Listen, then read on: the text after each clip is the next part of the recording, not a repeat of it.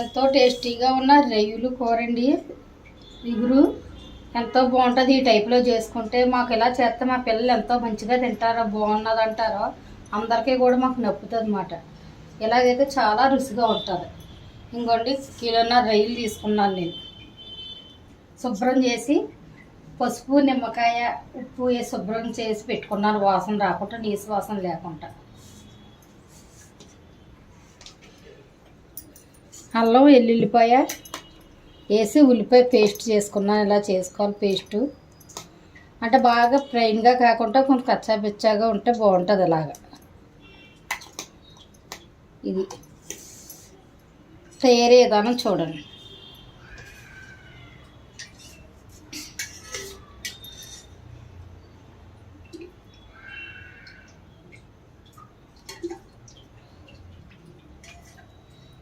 నీసు కూరలకు ఎలాగైనా నూనె ఎక్కువే పడుతుంది, మనం వద్దనుకున్నా ఎక్కువే పడుతుంది.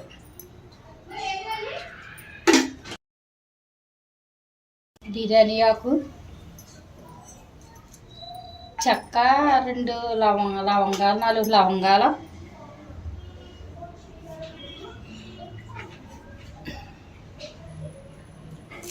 కొంచెం కరివేపాకు,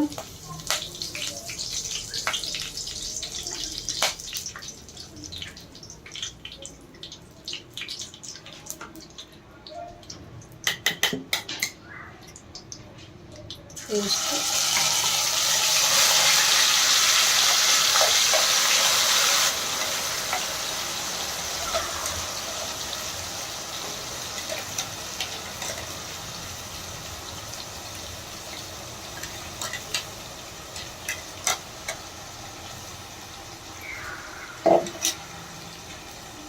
ఈ బాగా ఎర్రగా యాగాలండి ఉల్లిపాయ ముద్ద.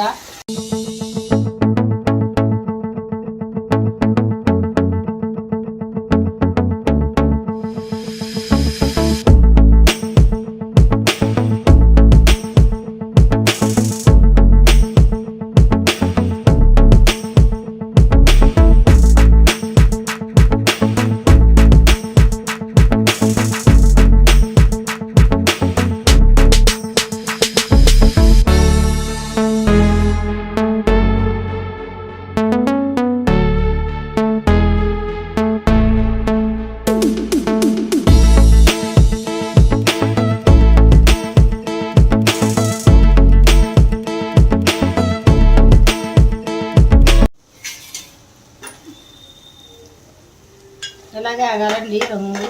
ఈ రంగు రావాలా, బాగుంది రంగు.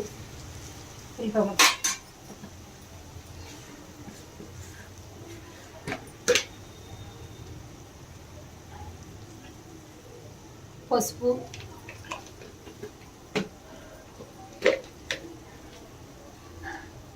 రుచికి సరిపడగా ఉప్పు,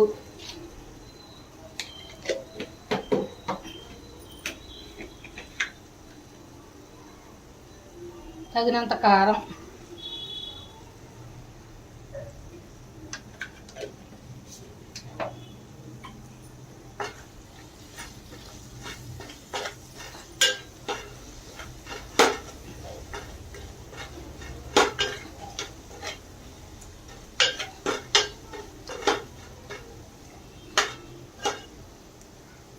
ఈ బిర్యానీ ఆకు వేసుకుంటాం కదండి. ఈ ఆకు రొయ్యల కూరగా చాలా టేస్టీగా ఉంటుంది, బాగుంటుంది.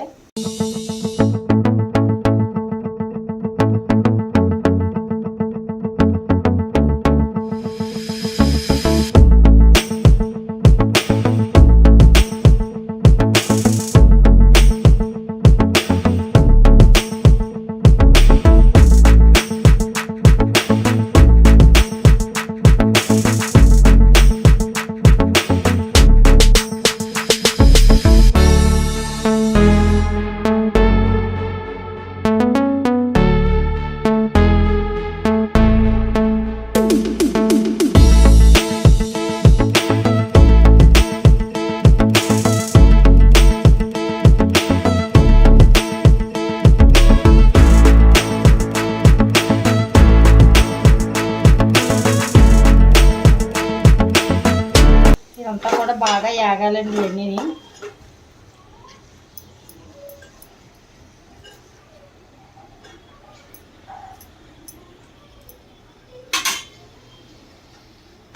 మూత పెడతాను.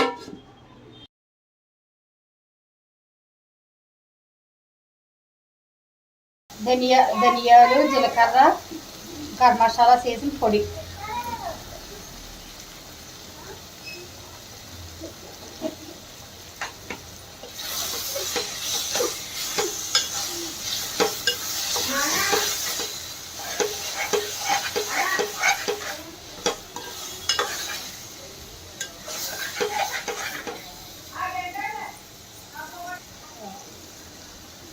కొంచెం చింతపండు గుజ్జు,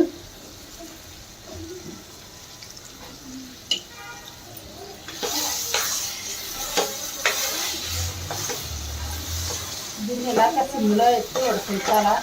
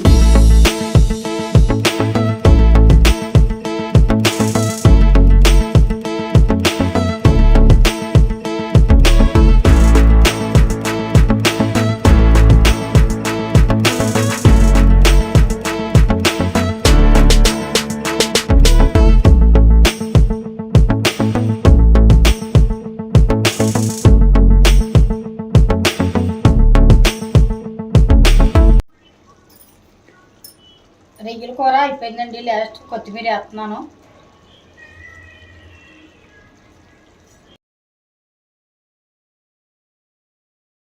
దీన్నే కొచ్చోరి నేతి అంటారో, మెంతి తోక అంటారో. ఇది లేని వాళ్ళు పిండి చేసుకుంటే టేస్ట్ బాగుంటుంది. దీంట్లోకి కొంచెం నలిపేస్తున్నాను నేను. కొచ్చోరి నేతి చాలా బాగుంటుంది ఇది వేసుకుంటే.